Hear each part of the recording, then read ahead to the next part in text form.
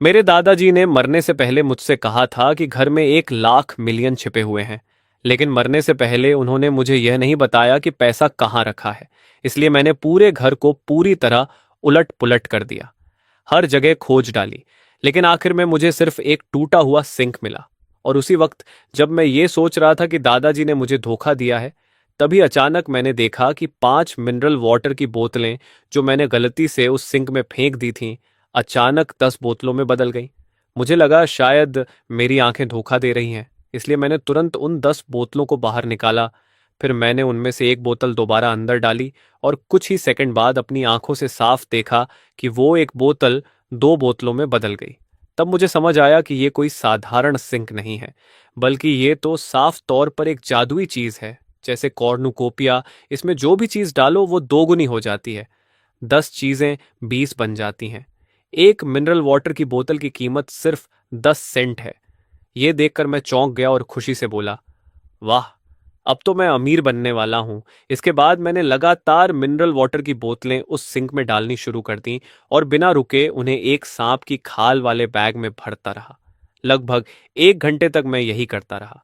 फिर 1 घंटे बाद मैं सैकड़ों किलो मिनरल वाटर की बोतलों से भरा हुआ एक ट्राईसाइकिल चलाकर रिसाइकलिंग सेंटर पहुंच गया।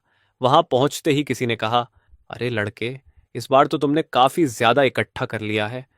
मैंने कहा, दादाजी जल्दी से इसे मेरे लिए तौल दीजिए। मैं 1 घंटे से भी ज्यादा समय से मेहनत कर रहा था और आखिरकार दादाजी ने सारी मिनरल वाटर की बोतलों को तौल लिया। मैंने हिसाब लगाया तो वो कुल मिलाकर 5,000 थीं। मैं बहुत खुश हुआ, पैसे लिए और साइकिल चलाकर वापस घर आ गया। घर पहुंचने के बाद मैंने उत्साह से उन 5,000 युआन को गिना और सोचने लगा कि इस सिंक का इस्तेमाल करके और कैसे पैसा कमाया जाए। तभी अचानक मेरे दिमाग में एक बहुत ही ताड़न आइडिया आया। मैंने खुद से कहा, अरे मैं इतना बेवकूफ कैसे हो सकता हूं। जब ये सिंक किसी भी चीज को डबल कर सकता है तो मैं सीधे पैसे ही इसमें क्यों ना डाल दूं।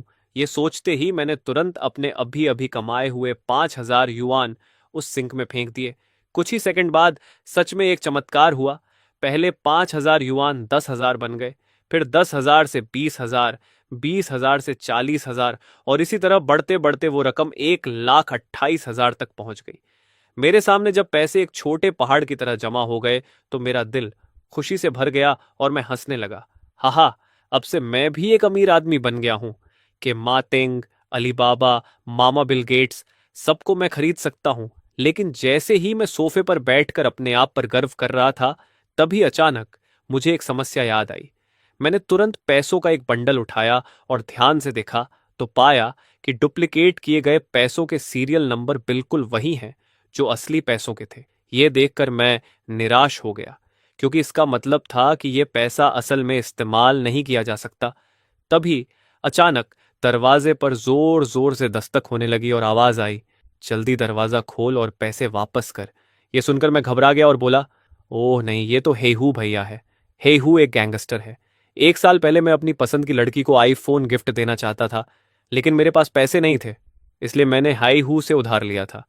मैं अभी सोच ही रहा था कि दरवाजा खोलूं या नहीं, तभी दरवाजा एक जोरदार लात से तोड़ दिया गया। हाई हू अंदर आया और बोला, हे हू भैया, हमने तो आपस में समझौता किया था। उसने गुस्से में कहा, किसने कहा था समझौता हुआ था? लोन कॉन्ट्रैक्ट में साफ साफ लिखा है कि अगर आज तुमने 2 लाख ब्याज समेत वापस नहीं किया तो इस दरवाजे से बाहर निकलने का सोचो भी मत। मैंने घबरा कर कहा, हे हू भैया, क्या मैं आपको 1,60,000 दे दूं? उसने कहा, 1,60,000 के साथ साथ हम 4 लोगों के 10,000 से 10,000 ट्रैवल खर्च भी जोड़ो। जो आज पैसे लेने आए हैं, ये ज्यादा नहीं है ना? मैंने कहा, मेरे पास अभी सिर्फ 5,000 युआन ही बचे हैं। क्या आप मुझे कुछ दिन और दे सकते हैं? उसने गुस्से में कहा, कुछ दिन और? पिछले साल से अब तक मैं तुम्हें कितने दिन दे चुका हूं, फिर भी तुमने पैसा नहीं लौटाया। मैंने कहा, हे हूँ भैया, मैंने आपसे सिर्फ 10,000 उधार लिया था और 1 साल में मैं 80,000 से ज्यादा लौटा चुका हूं। तभी हे हू ने बिना कुछ सोचे मुझे जोरदार थप्पड़ मार दिया। मैं लड़खड़ा गया और मेरे चेहरे में तेज दर्द होने लगा। फिर उसने कहा, क्या तुम पैसे नहीं लौटाओगे भाइयों? इसे मारो। वो ये शब्द पूरा भी नहीं बोल पाया था कि अचानक उसकी नजर लिविंग रूम के सोफे पर पड़े छोटे पहाड़ जैसे कैश पर पड़ी। उसने हैरानी से कहा, तुम तो कह रहे थे कि तुम्हारे पास पैसे नहीं हैं, तो ये क्या है? तभी मुझे याद आया कि ये वही 1,28,000 कैश है जो मैंने अभी सिंक से डुप्लीकेट किया था, लेकिन उनके सीरियल नंबर एक जैसे हैं। इन्हें इस्तेमाल नहीं किया जा सकता। मैंने तुरंत कहा, हे हू भैया, मैं तो अभी मजाक कर रहा था। मेरे पिता ने अभी अभी घर बेच दिया है और ये उसी की रकम है। इतना सारा पैसा देखकर हे हू की आंखें लालच से चमक उठी। उसने कहा, ठीक है, हमारे कॉन्ट्रैक्ट के अनुसार तुमने आज एक दिन की भी देरी की है, इसलिए सिर्फ 2 लाख लौटाना काफी नहीं है मुझे 50,000 और मैनेजमेंट फीस के तौर पर चाहिए। मैंने तुरंत कहा, हे हूँ भैया, आप मेरे लिए बहुत अच्छे हैं, 50,000 तो कुछ भी नहीं है। मेरे कोई भी रिश्तेदार या दोस्त मुझे पैसे उधार देने को तैयार नहीं थे। सिर्फ आप ही थे जिन्होंने मुझ पर भरोसा किया। इसलिए मूल रकम के अलावा बाकी सारा पैसा मैं आपको धन्यवाद के तौर पर दे देता हूं। कुल मिलाकर 1,28,000। हमारी सारी देनदारी खत्म हो जाती है। आपको कैसा लगता है? यह सुनकर हे हू जोर से हंसा और बोला, हाँ हाँ, मुझे पता था कि मैंने तुम्हें गलत नहीं समझा। तुम वाकई में एहसान मानने वाले लड़के हो। फिर उसने कहा, ठीक है भाई, ये पैसा मैं तुम्हारे लिए संभाल कर रखता हूं। अगर भविष्य में तुम्हें पैसों की जरूरत पड़े तो मुझे बताना। मैं तुम्हें सबसे कम ब्याज पर उधार दूंगा। ये कहने के बाद हे हू ने एक कैंची निकाली, मेरे सामने लोन कॉन्ट्रैक्ट को फाड़ दिया, फिर 1,28,000 कैश उठाया और अपने आदमियों के साथ खुशी खुशी वहां से चला गया। उसके जाने के बाद मैंने मन ही मन सोचा, जब मेरे पास ये जादुई सिंक है तो मुझे उससे उधार लेने की कोई जरूरत नहीं है। अभी उसे कुछ समय के लिए खुश रहने देता हूं। सही समय आने पर मैं उसे सजा नहीं दूंगा, बल्कि FBI खुद उसे सजा देगी। इसके बाद हे हू के जाने के बाद मैं एक ज्वेलरी शॉप में गया। वो ज्वेलरी शॉप बहुत छोटी थी, वहां सिर्फ एक सेल्स गर्ल थी। लेकिन अच्छी बात यह थी कि उन्हें गोल्ड रिसाइकल करना आता था। जैसे ही मैं अंदर गया, रिसेप्शन पर खड़ी सेल्स गर्ल ने मुझे रोक लिया और कहा, तुम यहां क्या करने आए हो? ये जगह तुम्हारे जैसे लोगों के लिए नहीं है। तुम यहां कुछ खरीद नहीं सकते, है ना? हम दिन में ऐसे ही दुकान नहीं खोलते। लेकिन जैसे ही मैंने उसका चेहरा ध्यान से देखा, मैं चौंक गया और बोला, जूजिन, तुम यहां क्या कर रही हो? उसने गुस्से में जवाब दिया, मैं क्या कर रही हूं? मैं यहां पार्ट टाइम काम कर रही हूं। तुम जल्दी से यहां से निकल जाओ। थोड़ी देर में एक बड़ा कस्टमर आने वाला है जो ज्वेलरी देखने वाला है। तुम्हारी वजह से इस जगह का स्तर मत गिराओ। मैं अभी उस मटेरियलिस्ट लड़की को जवाब देने ही वाला था कि तभी एक मिडिल एज आदमी वहां आ गया और बोला, जू, क्या हुआ? उसने तुरंत कहा, बॉस यांग, अच्छा हुआ आप आ गए। ये भिखारी यहां से जा ही नहीं रहा है। मैं अभी इसे बाहर निकाल रही थी। उसने कहा, भिखारी? हाँ, ये भिखारी है। ये पहले मेरी क्लासमेट थी। इसके पास पैसे नहीं है, लेकिन दिखावा बहुत करती है। इसने मेरी बेस्ट फ्रेंड को आईफोन देने के लिए हाई इंटरेस्ट पर लोन लिया था और फिर उसे चुका नहीं पाई। वे लोग स्कूल में हंगामा करने आए थे, फिर बाद में कचरा उठाने लगे। जरूर ये यहाँ कुछ चुराने आया होगा। मैंने वही कहा जो यिन सुनना चाहती थी और काउंटर पर रखी एक सोने की बार की तरफ इशारा करते हुए बोला, मुझे ये खरीदनी है। सर, ये कई हजार की है। क्या आप पक्का हैं? तुम बस दिखावा करने और खुद को मुसीबत में डालने के लिए मर रहे हो ना? अभी तक तुमने सबक नहीं सीखा। ये समाज है, स्कूल नहीं। क्या तुमने हाई इंटरेस्ट वाला लोन चुका दिया? तुम गोल्ड बार खरीदना चाहते हो। ये लोहे की चीज नहीं है जो कुछ पैसों में किलो के हिसाब से मिल जाए। बॉस, आप बिजनेस करेंगे या नहीं? बिजनेस तुम्हारे जैसे लोगों के लिए नहीं है। हम पुराने क्लासमेट हैं, इसलिए तुम्हें शर्मिंदगी से बचा रही हूं। जल्दी यहां से निकल जाओ। मुझे वो गोल्ड बार कैश में चाहिए। जैसे ही मैंने कैश काउंटर पर रखा, जो जिन कुछ सेकंड के लिए हैरान रह गई। ये बेवकूफ इतने पैसे कहां से लाया? कुछ दिन पहले क्लास ग्रुप में किसी ने कहा था कि उसने इसे कचरा उठाते हुए देखा है। सर, ये प्योर गोल्ड 999 है, 4,08,000 प्रति ग्राम। ये बहुत अच्छा इन्वेस्टमेंट प्रोडक्ट है। कुल मिलाकर 4 हैं और साथ ही हम रीपरचेज भी करते हैं। बॉस, आपने अभी कहा कि यहाँ रीपरचेज भी होती है। सही है, लेकिन रीपरचेज प्राइस उस दिन के गोल्ड प्राइस से 10 युआन कम होता है। छोटे भाई, तुम इसे बैंक में भी बेच सकते हो। इन चीजों के सर्टिफिकेट होते हैं। बॉस यान, आप गलत मत समझिए। मैं जो मेरे हाथ में है उसे बेचना नहीं चाहता, बल्कि मैं आपसे पूछना चाहता हूं कि क्या आप गोल्ड खरीदते हैं? मेरे पास कुछ माल है। छोटे भाई, ये क्या बात हुई? तुम्हारे पास कितना है और किस क्वालिटी का है? कुछ किलो है? सब प्योर गोल्ड 999 है। इसे आसानी से चेक किया जा सकता है और मैं इसे नकली नहीं बना सकता। बस मुझे नहीं पता कि बॉस यांग इसे एक बार में ले पाएंगे या नहीं। हाँ हाँ, लान, तुमने सिक्वे से गोल्ड खरीदा है क्या? तुम्हें दुनिया की कोई समझ नहीं है। तुम्हें पता है कुछ किलो गोल्ड की कीमत क्या होती है? जू, तुम्हें किसने सिखाया कि कस्टमर से ऐसे बात करते हैं? बॉस, ये एक गरीब है, पता नहीं कहाँ से कुछ हजार ले आया। तुम्हें ट्रेनिंग में क्या सिखाया गया था? तुम बस एक टेम्परेरी एम्प्लॉय हो। ये गोल्ड बार तुम्हारी 2 महीने की सैलरी के बराबर है। जो यिन के चेहरे को देखकर मुझे बहुत अच्छा लगा। कुछ हजार क्या चीज़ है? आज रात के बाद मेरे पास सिर्फ कुछ हजार नहीं बल्कि लाखों होंगे। बॉस, इसका नाम लान लान है। हम यूनिवर्सिटी के क्लासमेट हैं। ये गरीब है, ये पूरी यूनिवर्सिटी जानती है।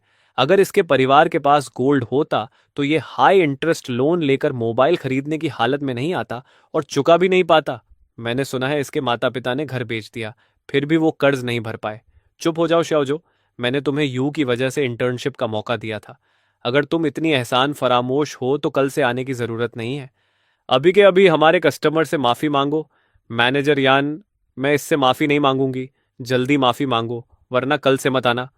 ठीक है, माफ कीजिए सर लियो। मेरी पहले की बातों के लिए मुझे खेद है। कोई बात नहीं, मैं तुम जैसे लोगों से बहस नहीं करता। लान, ये बात करने की जगह नहीं है ना सर? लियो, कृपया अंदर आइए। पहले चाय पीते हैं, फिर आराम से बात करेंगे।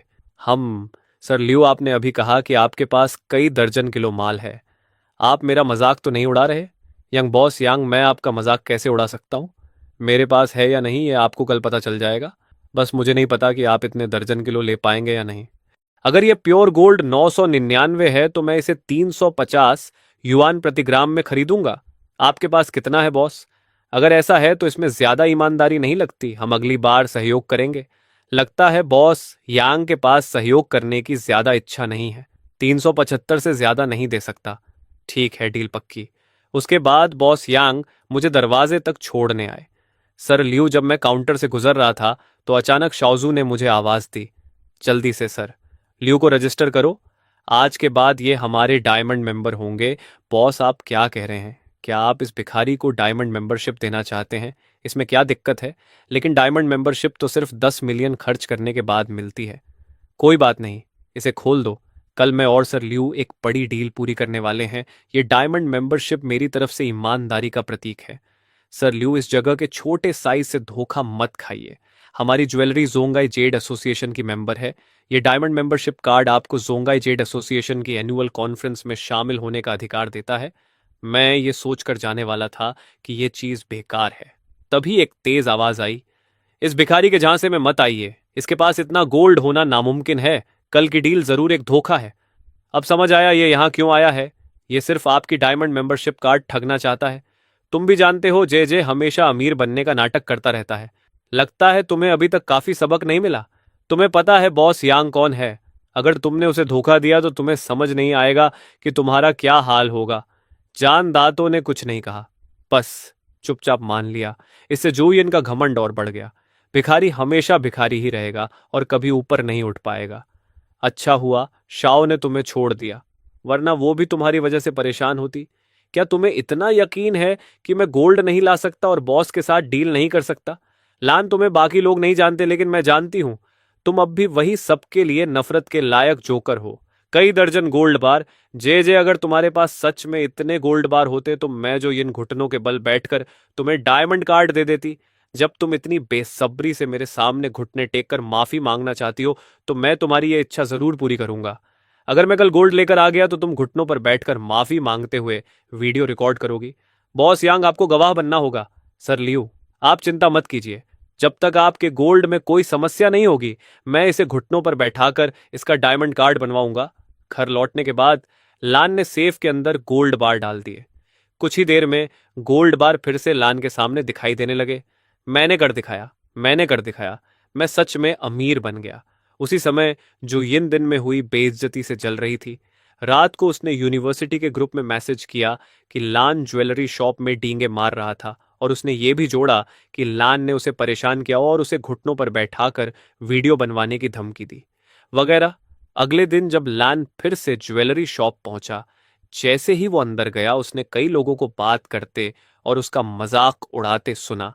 एक गरीब जो खुलेआम ये दावा कर रहा है कि उसके पास 50 गोल्ड बार हैं। ये तो हंसी की बात है। साफ दिख रहा है कि वो डींगे मार रहा है। अगर उसके पास 50 गोल्ड बार होते तो क्या वो देवी जैसी लड़की को फोन देने के लिए लोन लेता? कल वो मेरे बॉस के सामने शेख ही बघार रहा था और जब मैंने उसकी पोल खोली तो वो मुझसे जल गया और मुझे तरह तरह की गालियां देने लगा। लान ने इन तीनों लोगों को अपनी बुराई करते और उसका मजाक उड़ाते हुए सुना तो वह हल्की सी तिरछी मुस्कान के साथ उनके पास चला गया। अरे भाई लैन, तुम आ गए। मैंने सुना है तुमने यिन के साथ शर्त लगाई है, क्या ये सच है? उसने कहा, हाँ बिल्कुल सच है। कल जो यिन ने मुझसे शर्त लगाई थी कि अगर मैं उसके बॉस के साथ डील कर लूं तो वो घुटनों के बल बैठकर मेरे लिए मेंबरशिप कार्ड बनवाएगी। थोड़ा इंतजार करो और गवाह बनो। मैंने झूठ नहीं कहा। कल ये बेवकूफ सच में ऐसे ही डींगे मार रहा था। तो चलो देखते हैं क्या होता है। उम्मीद है तुम घुटनों पर बैठकर मेरे लिए कार्ड बनाओगी। तभी जो इन गुस्से से बोली, तुम। तभी बॉस यांग और एक पुराने कस्टमर अंदर आए। सर लियू, आप आ गए। मुझे आपको मिलवाने दीजिए। ये है मिस्टर लिसियन, एक एक्सपर्ट अप्रेसर। मिस्टर ली नमस्ते। मिस्टर यांग, हम कहाँ अप्रेजल करेंगे? यहीं पर कर लेते हैं। हम अभी प्रोडक्ट की जांच शुरू कर सकते हैं। मिस्टर ली कृपया। ठीक है। मैं काउंटर की तरफ गया और अपना सूटकेस सीधे ग्लास काउंटर पर रख दिया, लेकिन उसे खोला नहीं। मिस्टर लियू, सूटकेस खोलिए। वो मैं पासवर्ड भूल गया हूँ, ज़रा सोचने दीजिए। मिस्टर लियू, क्या आप मेरा मजाक उड़ा रहे हैं? जवान आदमी, मैं तुम्हें सलाह देता हूँ कि जल्दी यहाँ से चले जाओ।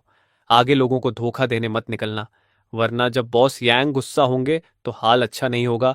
ये तो बस एक पुराना सूटकेस है, कोई चाकू लाकर खोल सकते हैं ना। लेकिन इस सूटकेस से मेरी भावनाएं जुड़ी हैं, मैं इसे काटना नहीं चाहता। जे जे, क्यों नहीं कह देते कि इन गोल्ड बार से भी तुम्हारी भावनाएं जुड़ी हैं और तुम इन्हें बेचना ही नहीं चाहते।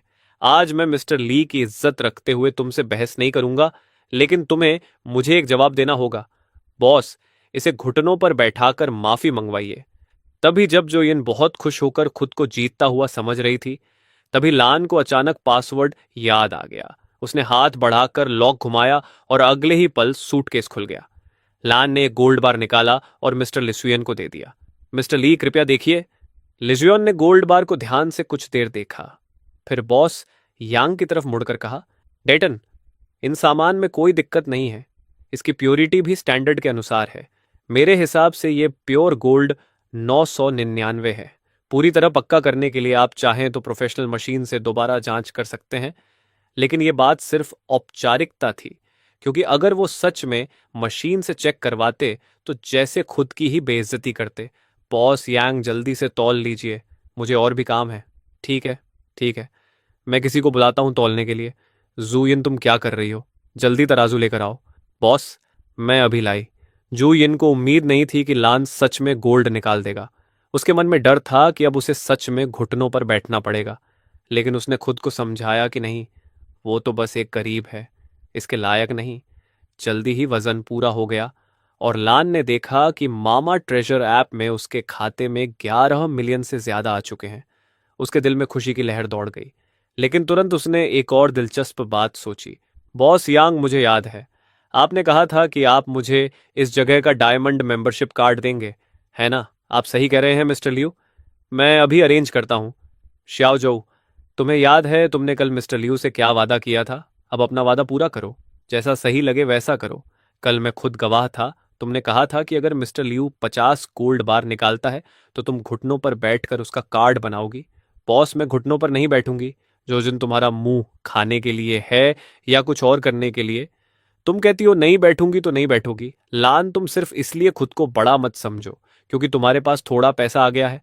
मत भूलो कि मैं हे हू की तरफ से हूं। तुम मुझे परेशान कर रहे हो। हे हू तुम्हें नहीं छोड़ेगा। बॉस यांग, आपने कहा था आप मेरे गवाह होंगे। जब मुझे अपमानित किया गया तब आप चुप रहे। मुझे लगता है कि हमें आगे बिजनेस नहीं करना चाहिए। जू यिन, जल्दी से मिस्टर लियू से किया हुआ वादा पूरा करो, नहीं तो चाहे तुम्हारे पीछे 10 हे हू क्यों ना हो, मैं तुम्हें वादा तोड़ने का अंजाम दिखा दूंगा। जो यिन बॉस यांग की हैसियत को बहुत मानती थी, इसलिए वो यहां काम करने आई थी। अब उसके दबाव में उसे मजबूर होकर कॉफी टेबल के पास घुटनों पर बैठकर मेंबरशिप कार्ड बनाना पड़ा। ये रहा आपका कार्ड मिस्टर लियू। आज का सबक याद रखना, मुझे याद दिलाने की जरूरत नहीं है। इसके बाद लैन घर लौट आया। उसने मामा ट्रेजर से अपने माता पिता को 2 लाख से 2 लाख ट्रांसफर किए, लेकिन जल्दी ही उसे उनका अजीब सा फोन आया। बेटा, ये क्या हो रहा है? तुम्हारे पापा और मुझे हर एक को 1 लाख मिले हैं। ओए लड़के, क्या तू फिर से उधार लेकर आया है? अरे बूढ़े, तुम अपने बेटे को लड़का कह रहे हो तो तुम क्या हो? माँ बाप, आप चिंता मत करो। पहले हे हू पर केस हुआ था। कोर्ट ने आदेश दिया कि पैसे पीड़ितों को लौट आए जाएं और मुझे कुल 3 लाख मिले। अरे लड़के, हमें झूठ मत बोल। अगर तूने कुछ गलत किया है तो तुरंत जाकर खुद को पुलिस के हवाले कर दे। मैं झूठ नहीं बोल रहा। मैंने आप दोनों को 1 लाख से 1 लाख दिए और 1 लाख अपने पास रखे हैं। मैं एक छोटा सा बिजनेस शुरू करना चाहता हूं। लड़के, कोई मुसीबत मत मोल ले। ये 3 लाख संभाल कर रख और शादी के लिए बचा। फिर अपने पापा के साथ गारमेंट फैक्ट्री में सिक्योरिटी गार्ड की नौकरी कर लेना। अरे बूढ़े, अगर बेटा छोटा बिजनेस करना चाहता है तो उसे करने दो। इसके बाद वो जरूर आगे बढ़ेगा। कैसा आगे बढ़ेगा? मुझे तो डर है ये फिर से हवा में उड़ने लगेगा। बेटा, माँ तुम्हारा साथ देती है। मेहनत करो। अब ज्यादा नहीं कहूंगी, अपने काम पर ध्यान दो। फोन रखने के बाद लान आराम से बिस्तर पर लेट गया और सोचने लगा कि इन 10 मिलियन से ज्यादा पैसों को कैसे खर्च करेगा। एक दिन लान सीधे साइकिल से 4S स्टोर पहुंच गया, लेकिन वहां फिर से उसे एक ऐसा सेल्समैन मिला जो लोगों को उनके कपड़ों से जज करता था। उसने कहा, मुझे एक कार देखनी है, मुझे इसके बारे में बताओ।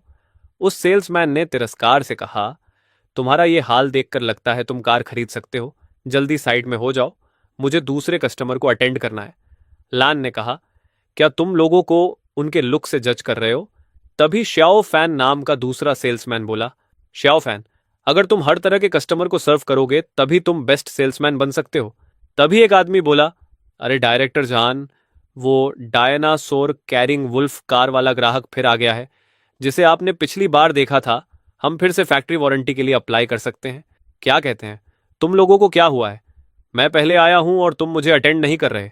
सियाओ फैन, अगर तुम्हारे पास समय नहीं है तो मैं आज कार नहीं लूंगा। यंग मास्टर जहां कार लेने आए हैं। डायनासोर कैरिंग वुल्फ की कीमत 3 लाख से ज्यादा है। क्या तुम इसे खरीद सकते हो? मैं तुम्हें सलाह देता हूं कि जल्दी यहां से निकल जाओ। मेरे काम में बाधा मत बनो। एक बुजुर्ग ने कहा, जवान आदमी, अगर तुम फ्री सर्विस चाहते हो तो तुम्हें इंतजार करना होगा जब तक ये लोग खाली हों। अभी श्याओ फैन मेरे डॉक्यूमेंट्स प्रोसेस करेगा। यंग मास्टर जान सही कह रहे हैं, वो हमारे स्टोर के वीआईपी हैं। तुम कुछ भी नहीं हो, जल्दी यहां से निकल जाओ और कहीं और जाओ। वीआईपी होना सच में बहुत बड़ी बात है, बहुत बड़ी बात है। अगर तुम्हारे पास इसे खरीदने की क्षमता है तो मैं तुम्हें पहले सर्व करूंगा। अगर तुम इस मोटे वाले के डायनासोर एंटी वुल्फ से भी महंगी कार खरीद लो तो तुम मुझसे कोई भी शर्त मनवा सकते हो। तभी जब लान मैनेजर को गवाह बनाने जाने वाला था, एक सेल्स गर्ल आगे आई और बोली, सर, क्या आपको किसी मदद की जरूरत है? हम सुना, मैं तुम्हें याद दिला दूं कि तुम अभी 1 महीने से भी कम समय पहले आई हो और अभी तक एक भी कार नहीं बेची है। अगर प्रैक्टिस करनी है तो ऐसे कस्टमर ढूंढो जो सच में कार खरीदना चाहते हो। बेकार में अपनी सांस मत खराब करो।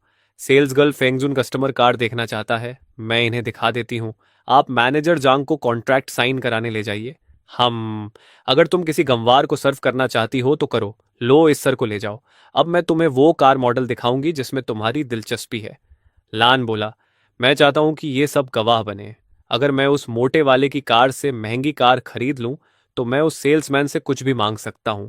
सुना बोली, बिल्कुल सर। वैसे आपको गवाह की जरूरत नहीं है। हमारी दुकान में सीसीटीवी और वॉयस रिकॉर्डिंग दोनों हैं जो पूरा सबूत दे सकते हैं।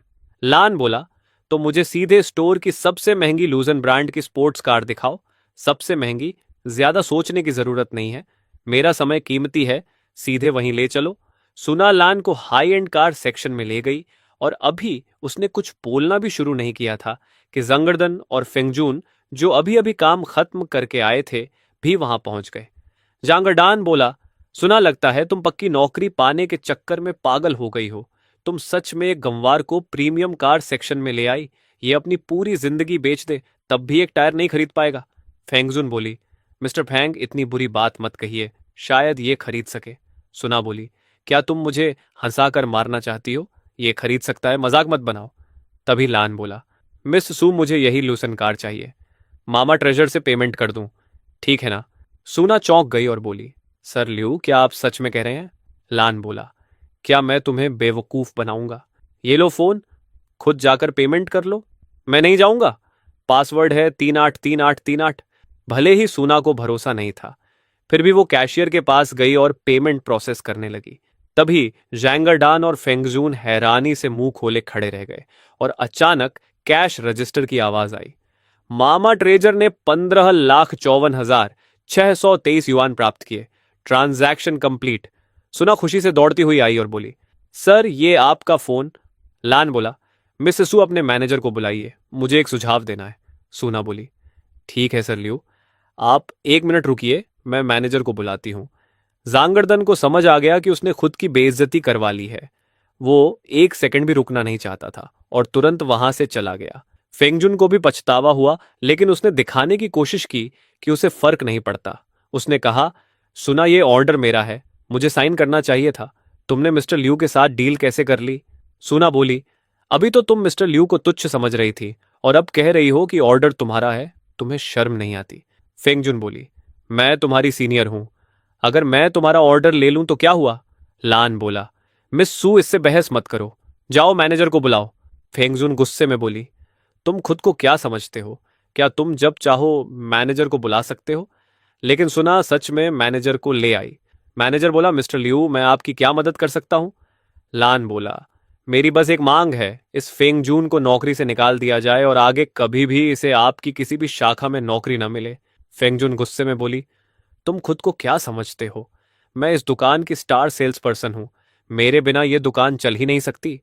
मैनेजर चिल्लाया, चुप रहो मिस्टर लियू, फेंगजुन ने आपको नाराज किया है, मैं उसकी तरफ से माफी मांगता हूं, कृपया शांत हो जाइए, हम आराम से बात करेंगे। लान बोला, क्या तुम इसका पक्ष ले रहे हो? क्या तुम्हें लगता है मैं इसे आज निकलवा नहीं सकता और तुम्हें कल? मैनेजर बोला, मिस्टर लियू शांत रहिए, हम कोई सही समाधान निकालेंगे। फेंगजुन बोली, मैनेजर क्या आप सच में इसकी बात मान रहे हैं? क्या आप मुझे निकाल देंगे? भूलिए मत, हम कल साथ में डिनर पर गए थे और मैंने आपकी पत्नी को महंगा बैग गिफ्ट किया था। अगर आप मुझे निकाल देंगे तो मैं क्या करूंगी? लान बोला, अगर मैनेजर को इतनी परेशानी है तो रहने दो। मैनेजर तुरंत बोला, मिस्टर लियू ऐसा मत कहिए, हम इस पर और बात करेंगे। तभी सूना बोली, मैनेजर जब मैं मिस्टर लियू का पेमेंट कर रही थी तब मैंने देखा कि इनके अकाउंट में 10 मिलियन बैलेंस है। यह सुनकर मैनेजर समझ गया कि मामला बड़ा है। उसने सोचा कि अगर उसने फैंगजून को नहीं निकाला तो मिस्टर लियू को खो देगा, इसलिए उसने दिखावे के लिए उसे निकालने का फैसला किया और बाद में वापस रखने की सोची। उसने कहा, मिस्टर लियू आप शांत हो जाइए, मैं फेंगजून को निकाल देता हूं। लान बोला, ठीक है, लेकिन मुझे धोखा देने की कोशिश मत करना, अगर मुझे पता चला तो मैं तुम्हें पछताने पर मजबूर कर दूंगा। मैनेजर मन ही मन डर गया और बोला, ठीक है फेंगजुन, तुम खुद फाइनेंस डिपार्टमेंट जाओ, इस महीने की सैलरी लो और निकल जाओ। फेंगजुन को जाना पड़ा। इस सब के बाद लान वहां ज्यादा देर नहीं रुका और अपनी कार लेकर घर चला गया। घर पहुंचकर अचानक उसके दिमाग में एक नया आइडिया आया। यह जादुई सिंक किसी भी चीज को डबल कर सकता है। अगर मैं इसका इस्तेमाल नहाने के लिए करूं तो क्या होगा? फिर उसने नहाकर आईने में खुद को देखा और सोचा, लगता है मेरी स्किन पहले से काफी बेहतर हो गई है। अगर ऐसा है तो शायद ये छोटों को भी ठीक कर सकता है। लगता है मुझे रहने के लिए एक अच्छी जगह ढूंढनी होगी ताकि मैं इसे अच्छे से टेस्ट कर सकूं। इसके बाद लान अपनी कार चलाकर एक 7 सितारा होटल पहुंच गया। उसने पूछा, आपकी लग्जरी सूट 1 साल के लिए कितने की है? रिसेप्शनिस्ट बोला, सर मजाक मत कीजिए, मैं आपको एक बिजनेस रूम दे देती हूं। आप कितने दिन रुकेंगे? लान बोला, तुम्हें समझ नहीं आता, मैंने कहा 1 साल के लिए लग्जरी सूट। उसकी आवाज इतनी तेज थी कि लॉबी मैनेजर भी आ गया। उसने पूछा, क्या हुआ, इतना शोर क्यों हो रहा है? ये दूसरों को परेशान करेगा। रिसेप्शनिस्ट बोली, ये बिना बुकिंग और बिना मेंबरशिप के 1 साल के लिए प्रेसिडेंशियल सूट मांग रहा है। मैनेजर बोला, गुड मॉर्निंग सर, क्या आप सच में 1 साल के लिए प्रेसिडेंशियल सूट चाहते हैं? लान बोला, क्या इसमें कोई समस्या है? मैनेजर ने उसे ऊपर से नीचे तक देखा और बोला, तुम्हारे कपड़े इतने फटे हुए हैं और तुम बेलबॉय को टिप तक नहीं देना चाहते। लगता है तुम टिप देने को भी तैयार नहीं हो। मैंने तुम्हारे जैसा कस्टमर पहले कभी नहीं देखा। तुम तो बिल्कुल बदतमीजी कर रहे हो। बिल्कुल सही वुसियाउली, अगर काम नहीं करना है तो निकल जाओ।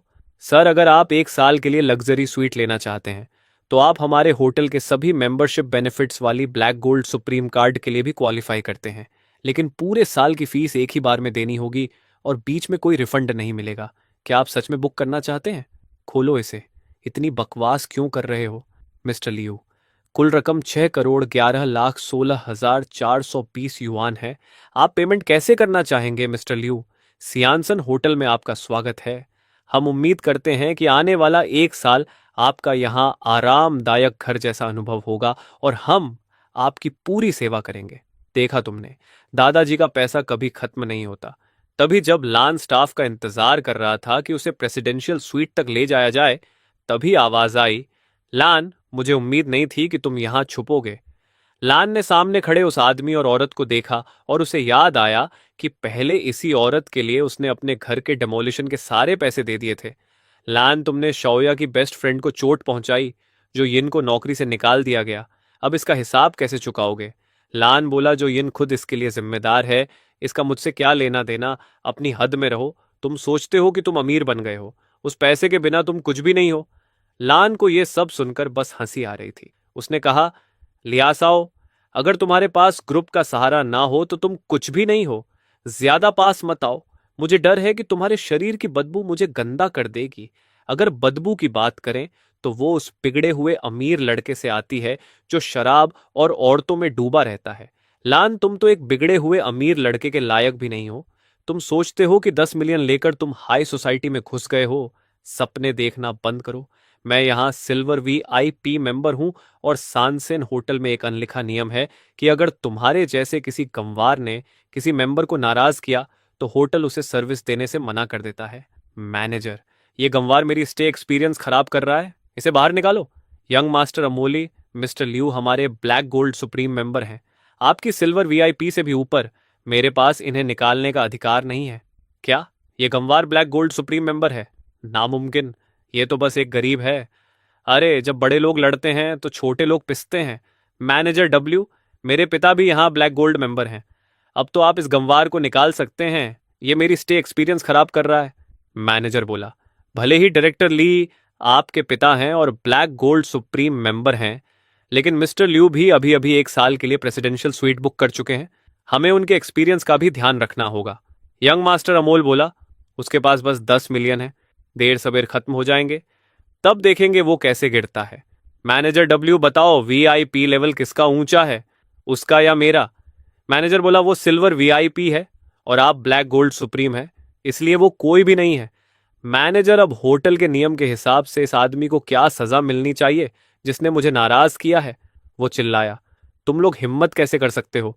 तुम्हें पता है मेरा बाप कौन है? मिस्टर लियू, कृपया शांत रहें और होटल के नियमों का सम्मान करें। मैनेजर ने वॉकी टॉकी से सिक्योरिटी को बुलाया और कुछ ही देर में 2 मजबूत गार्ड आ गए।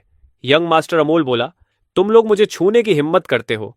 मिस्टर लियू ने कहा, बात को इतना बड़ा मत बनाओ, ये लोग बस मुझे आराम करने के लिए स्वीट तक ले जा रहे हैं। मैनेजर बोला, यंग मास्टर अमोल, कृपया मुझे मुश्किल में मत डालिए। इतना कहकर मैनेजर और उसकी टीम लैन को वहां से ले गए। प्रेसिडेंशियल स्वीट में चेक इन करने के बाद लान नरम सोफे पर गिर गया और सोचने लगा। कार खरीद ली, रहने की जगह भी सेट हो गई, अब समय है कुछ हिसाब बराबर करने का। उसने फोन निकाला और वीचैट पर जू यिन को वॉइस मैसेज भेजा। जू यिन, आओ, आकर बताओ तुम मेरा क्या कर सकती हो। सच कहूं तो मुझे लियासाओ की परवाह नहीं, चाहे तुम हे हु को भी बुला लो, मुझे कोई डर नहीं है। थोड़ी देर बाद जू यिन के कई मैसेज आए, लेकिन लान ने उन्हें बिना पढ़े ब्लॉक कर दिया। उसी समय जू यिन हे हु से शिकायत कर रही थी। क्या 10 मिलियन? उसे इतने पैसे कहां से मिले? हे हु भाई, उसने जरूर चोरी की होगी।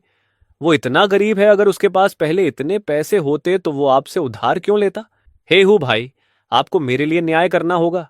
हे हु बोला, शाओयिन, उसने तो पहले ही मेरा पैसा लौटा दिया है, अब उसने पैसे कैसे पाए ये मायने नहीं रखता।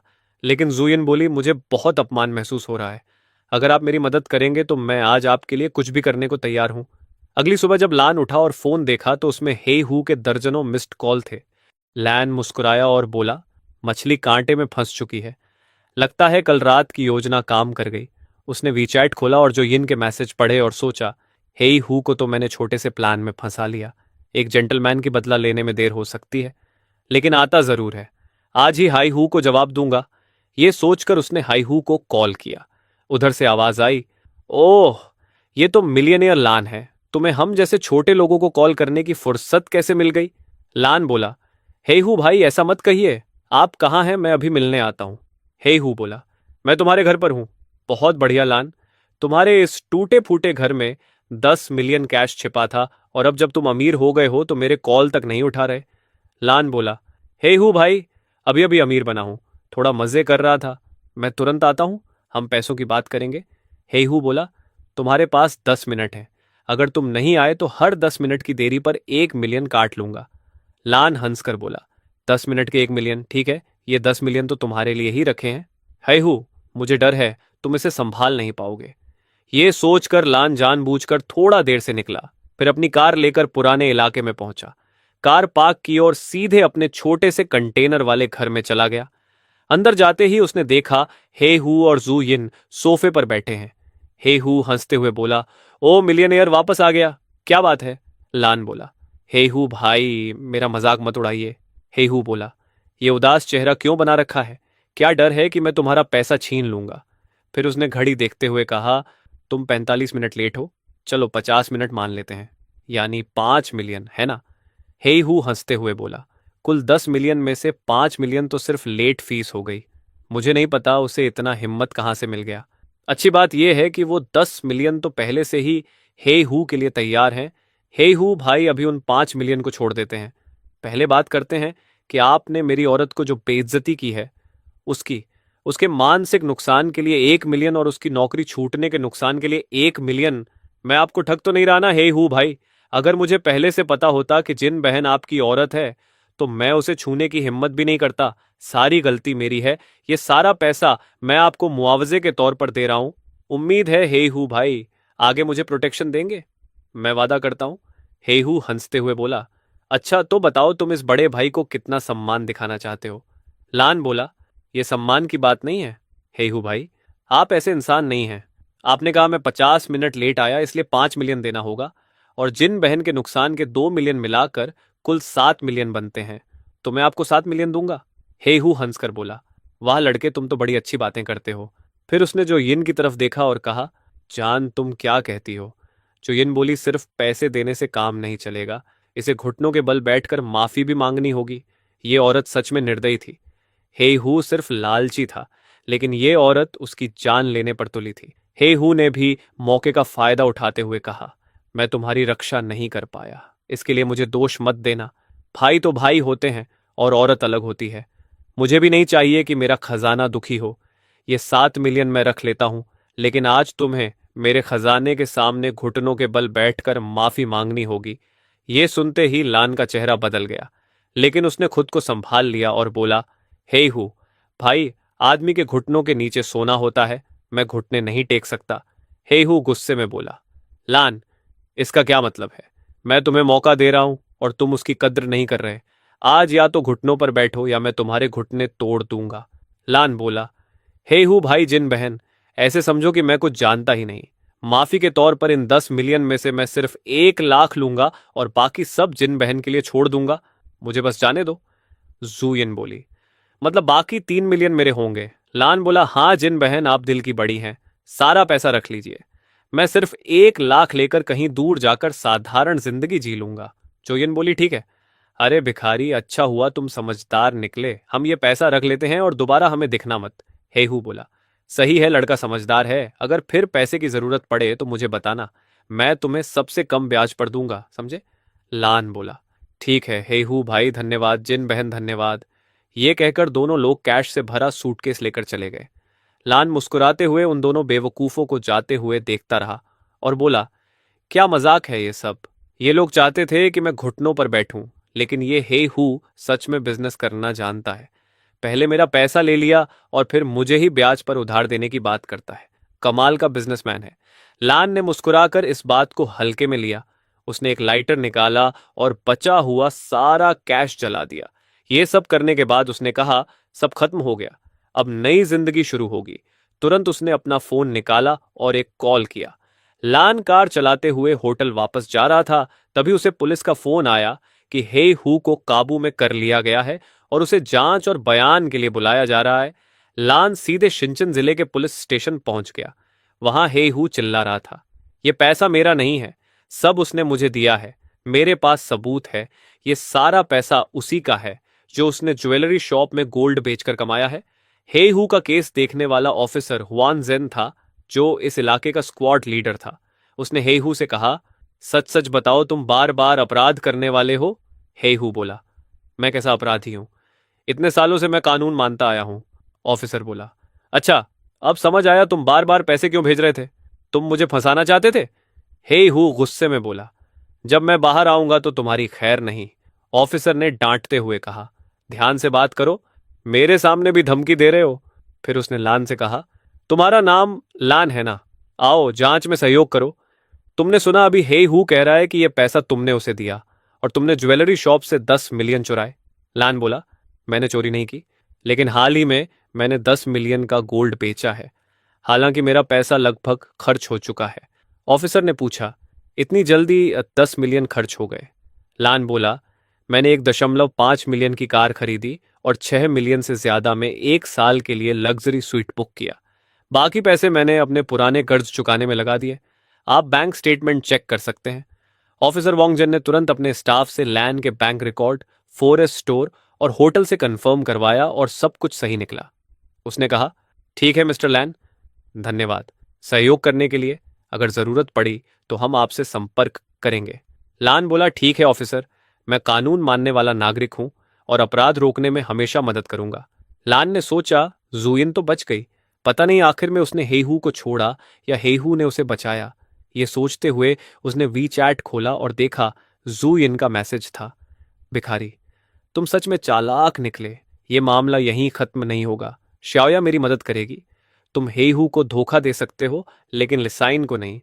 उसके पिता लीगन ग्रुप के चेयरमैन हैं। तुम्हारे पास सिर्फ थोड़ा पैसा है, कोई पहचान नहीं है, तुम कुछ भी नहीं हो। लान ने उसकी बातों को नजरअंदाज किया और उसे ब्लॉक कर दिया। उसने सोचा, अब ये औरत मुझे परेशान नहीं करेगी। उसने हेहू को फंसाने का प्लान तो बना लिया था, लेकिन जूयन के बच जाने की उम्मीद नहीं थी। तभी उसके फोन की घंटी बजी। उधर से आवाज आई, मिस्टर लान, मैं जान बोल रहा हूं, पता नहीं आपको याद हूं या नहीं। लान बोला, कैसे भूल सकता हूं, बॉस यांग के बड़े काम तो भूलने वाले नहीं है। जान बोला, मिस्टर लान, आज शिनचन जिले के पुलिस स्टेशन से वान सरनेम वाले एक पुलिस ऑफिसर ने मुझे कॉल किया और पूछा कि क्या आप हमारी ज्वेलरी शॉप में आकर गोल्ड का एक बैच बेच कर गए थे। मिस्टर लैन, इस गोल्ड की सोर्स में कोई प्रॉब्लम तो नहीं है? मैंने कहा, यह बस एक छोटा सा मिसअंडरस्टैंडिंग है, लेकिन बॉस यांग के दोस्तों के बारे में मैंने सुना है कि यूं नकली नोटों के 10 मिलियन बना रहा था और उसे गिरफ्तार कर लिया गया है। मुझे नहीं पता बॉस यांग को यह बात पता है या नहीं। सामने से जवाब आया, ओह, उसे गिरफ्तार कर लिया गया? मिस्टर लियू, शायद कोई गलतफहमी है। बॉस यांग और यू दोस्त नहीं है, वो इस लायक भी नहीं है। मैंने कहा, अच्छा, तो फिर मैं सोच रहा हूं कि बॉस यांग ने मुझे क्यों कॉल किया। सामने से बोला, मिस्टर लियू, आप बहुत सीधे हैं, इसलिए मुझे खुद कहना पड़ रहा है। मुझे पता है कि आपके हाथ में काफी माल है, क्यों ना बॉस यांग सारा माल खरीद लें, क्या कहते हैं? मैंने कहा, आप सारा माल लेना चाहते हैं? मुझे डर है कि अगर ध्यान नहीं रखा तो माल इतना ज्यादा हो जाएगा कि आप संभाल नहीं पाएंगे। तो बॉस यांग इस डील पर कितना पैसा लगाने को तैयार है? यह सुनकर जॉन डेटन मुस्कुराया और थोड़ा ताना मारते हुए बोला, लड़के, क्या तुम अपनी साल भर की कमाई से मेरे पॉकेट मनी को चैलेंज कर रहे हो? क्यों ना मैं पहले तुम्हें एक छोटा सा एपेटाइजर दिखाऊं? मैंने पूछा, कितना? उसने कहा, 120 जिन, ज्यादा नहीं है। मैंने कहा, ठीक है, कभी भी बात हो सकती है।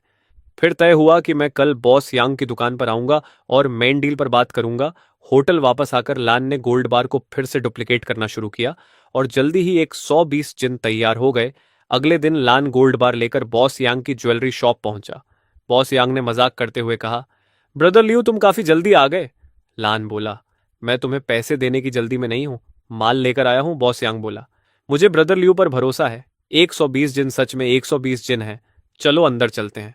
अंदर जाते हुए बॉस यांग बोला, मैंने यू के बारे में सुना, 10 मिलियन नकली नोटों के केस में उसे उम्र कैद हुई है। ये उसी के कर्मों का फल है।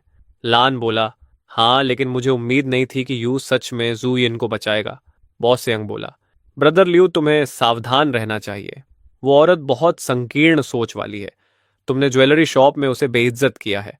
वो जरूर बदला लेगी और अब उसके पास कोई सहारा भी नहीं है। कौन जानता है वो क्या करेगी। लान बोला, बॉस यंग, चिंता मत करो, मुझे पता है मैं क्या कर रहा हूं। दोनों बात करते रहे और जनातोंग बार बार लान की असली स्थिति जानने की कोशिश करता रहा, लेकिन लान ने कुछ खास ध्यान नहीं दिया। उधर जू यिन भी खाली नहीं बैठी थी। वो पहले तो बच गई थी, लेकिन उसे पता था कि उसके हाथ में जो है, अगर वो खुल गया तो उसे भी अंदर जाना पड़ेगा।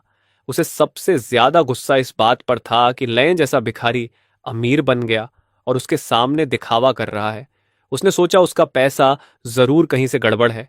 जितना ज्यादा वो सोचती उतना ही उसे शक होता गया। इसलिए उसने श्याओया को कॉल किया, लेकिन कोई खास जानकारी नहीं मिली।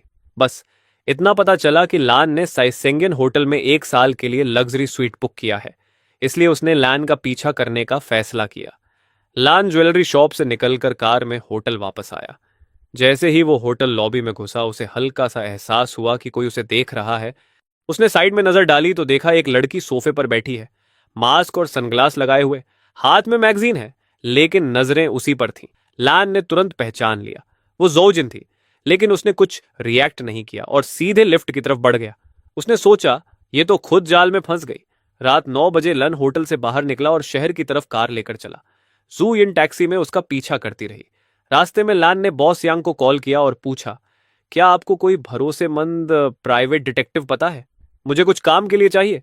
बॉस यांग बोला, क्या हुआ ब्रदर लियू?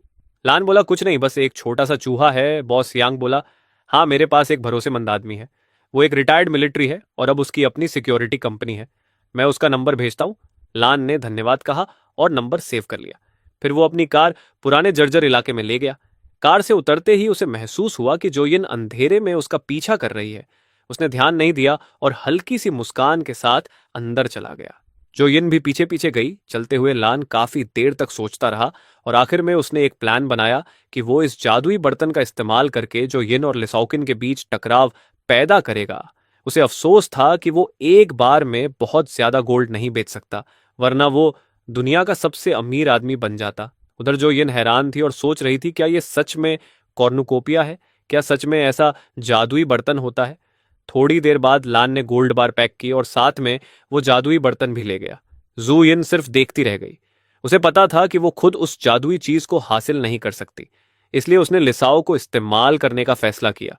उसने फोन मिलाया और लिसाइन को लान के जादुई बर्तन का राज बता दिया। भले ही लिसाइन को पूरी तरह यकीन नहीं हुआ, लेकिन उसका पहले से लान से झगड़ा था, इसलिए उसने इस मौके को हाथ से जाने नहीं दिया और दोनों ने मिलकर लान का सामना करने का फैसला किया। दूसरी तरफ लान होटल लौटते ही बॉस यांग द्वारा बताए गए रिटायर्ड सैनिक से संपर्क करता है और उससे कहता है कि मुझे लगता है कोई मुझे देख रहा है। वो शायद मेरी किसी चीज को चुराना चाहते हैं।